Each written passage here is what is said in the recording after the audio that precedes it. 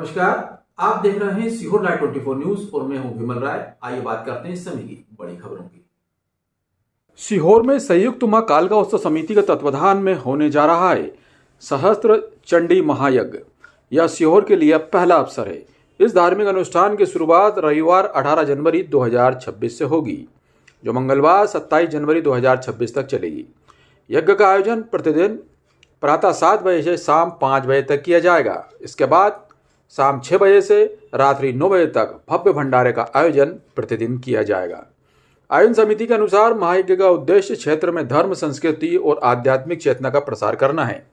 कार्यक्रम के अंतर्गत मंगलवार 27 जनवरी 2026 को दोपहर 3 बजे से पूर्णाहुति एवं भव्य भंडारे का आयोजन किया जाएगा। यह कार्यक्रम करौली वाली माता मंदिर सिद्धपुर सीहोर में संपन्न होगा। महायज्ञ में यज्ञाचार्य श्री महादेव जी शर्मा के सानिध्य में विधि विधान से अनुष्ठान होंगे। कार्यक्रम की अध्यक्षता विवेक राठौर करेंगे। आयोजन को लेकर क्षेत्र में श्रद्धालुओं में उत्साह देखा जा रहा है। समिति ने अधिक से अधिक संख्या में श्रद्धालुओं से उपस्थित होकर धर्म लाभ लेने की अपील की है। आयोजकों का कहना है कि इस प्रकार के धार्मिक आयोजनों से सामाजिक समरसता और आध्यात्मिक वातावरण को बल मिलता है। कार्यक्रम को लेकर तैयारियां अंतिम चरण में हैं।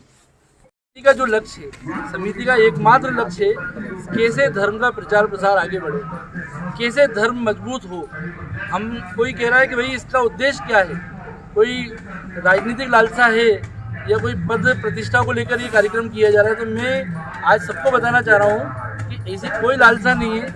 हमारी समिति का एकमात्र उद्देश्य है कि भिन्न भिन्न जातियों के लोग हम लोग हैं, लेकिन कैसे एक छत के नीचे हम लोग एक साथ भोजन कर पाएंगे, कैसे एक ही छत के नीचे क्षत्रिय भी भोजन करेगा, कैसे एक ही छत के नीचे ब्राह्मण भी भोजन करेगा, और कैसे एक ही छत के नीचे एक ब्राह्मण और एक क्षत्रिय और एक जितनी भिन्न भिन्न जातियों के हम लोग हैं, हम सब लोग कैसे एक साथ बैठकर एक जाजन पर भोजन कर पाएंगे। तो ये समिति का उद्देश्य है, क्योंकि एक हम लोग बीच में एक नारा चल रहा है कि जात पात की करो विदाई, हिंदू हिंदू भाई भाई। क्या इस नारे को हम लोग जमीन पे चरितार्थ कर पा रहे हैं? क्या ये वास्तव में नारा सिर्फ नारा ही है, नारा ही रहेगा क्या? लेकिन समिति का उद्देश्य है कि भिन्न भिन्न जातियों के होने के बाद भी हम सब लोग एक ही मंच के नीचे भोजन करेंगे।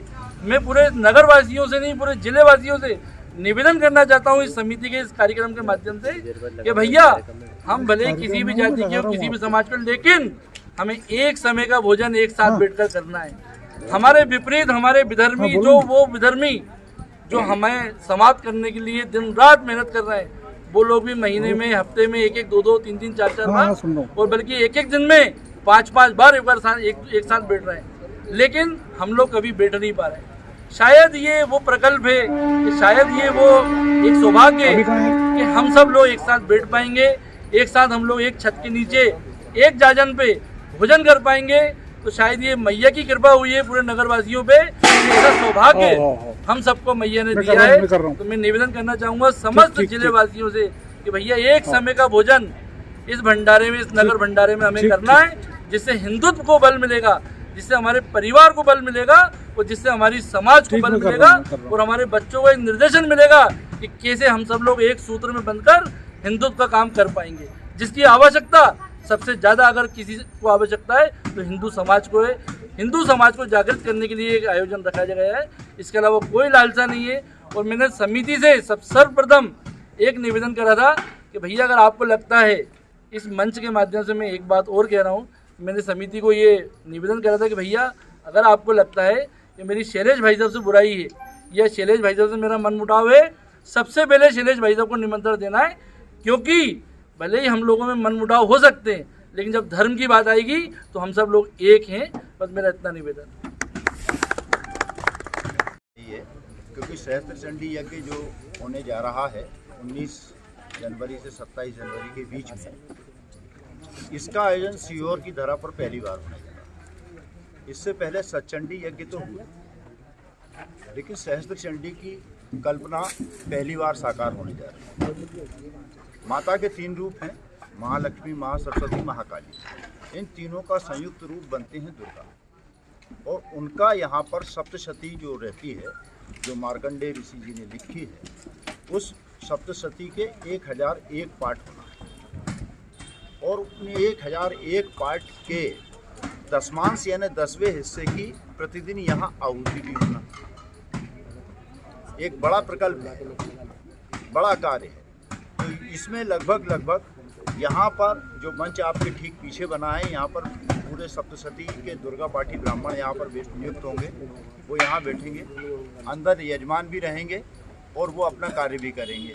तो कुल मिलाकर यजमानों की संख्या का जो लक्ष्य रखा गया है वो 45 जोड़ का रखा गया है। और यहाँ पर जो कर्मकांडी ब्राह्मण सब तरह के मिला के 75 से 80 तक तो आपको इसी परिसर में दिखाई देंगे, और शेष के जिम्मे जो प्रबंधकीय व्यवस्थाएं हैं वो भी वो निपटाएंगे। तो ऐसे करके लगभग 100 के आसपास ब्राह्मणों का इसमें कार्यक्रम रखा है। तो इसकी जो रूपरेखा बनाई गई है वो आपको कल जो 17 तारीख आने वाली है, यहाँ पर जो दशविध स्नान होता है, प्रायश्चित होता है, हेमाद्री होता है, ये सब कल संपन्न करवाया जाएगा सभी जोड़ों का। 18 तारीख को यहाँ पर गृहमंडल की रचना वगैरह होगी, और जो हमारे कलश यात्रा है वो राठौर मंदिर से निकलना प्रारंभ होगी। दोपहर 3 बजे का समय अपन ने शायद निकला, 3 बजे वो वहाँ से निकलेगी और यहाँ आएगी। 19 तारीख की प्रातः से यहाँ पर पूरा विधि विधान के अनुसार जो भी इसकी याज्ञिक विधि है, यज्ञ संग्रह मीमांसा के अनुसार, और दूसरी जितनी भी संहिताएं हमारी हैं उन संहिताओं के अनुसार हम अध्ययन करके और उसका यज्ञ संपन्न करवाने जा रहे हैं। और इस यज्ञ संपन्न में चूँकि ये पहली बार है तो सवाल जैसा कि इनने उठाया कि भाई ये क्यों किया जा रहा है, इसका उद्देश्य क्या है। मानव जीवन मात्र का उद्देश्य है 4 तरह के पुरुषार्थ करना, जैसा आप सभी को मालूम भी है, धर्म, अर्थ, काम और मोक्ष। लेकिन इन 4 तरह के पुरुषार्थ करने के बाद जो उसके हाथ में उपलब्धि आती है वो क्या होती है? वो होती है सुख, शांति और समृद्धि।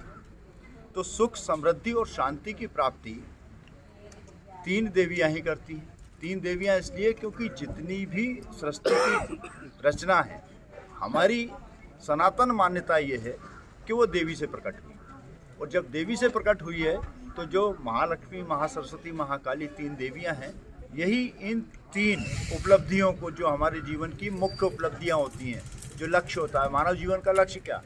सुख की प्राप्ति करना, समृद्ध हो जाना और शांति से जीवन व्यतीत करना और करवाना। स्वयं भी शांति से रहें और दूसरे भी शांति से रहें। उनकी आत्माओं के कल्याण के लिए कुछ ये यज्ञ तो जैसा पूर्व में आपसे कहा गया कि ये सनातन धर्म के लिए, संपूर्ण सनातनी के लिए यज्ञ है। तो संपूर्ण सनातनी में तो गौ माता हमारी आराध्या है, और गौ माता के लिए तो निश्चित रूप से जब सर्वविध कल्याणकारी है तो उसमें गौ माता भी आती है, प्रत्येक सनातनी भी आता है और प्रत्येक वर्ग भी आता है। और पशु पक्षी, मैंने आपको ये भी बताया कि प्राच्य अनुष्ठानों में इस बात पे बल दिया जाता है कि प्रकृति का संरक्षण एवं संवर्धन हो। हमारी और भी खबर देखने के लिए आप हमारे चैनल को सब्सक्राइब करें और साथ ही आने वाली बेल आइकन को दबाएं, ताकि हर खबर सबसे पहले आप तक पहुंच सके। खबरों में अभी इतना ही। आप बने रहिए सीहोर लाइव 24 के साथ। नमस्कार।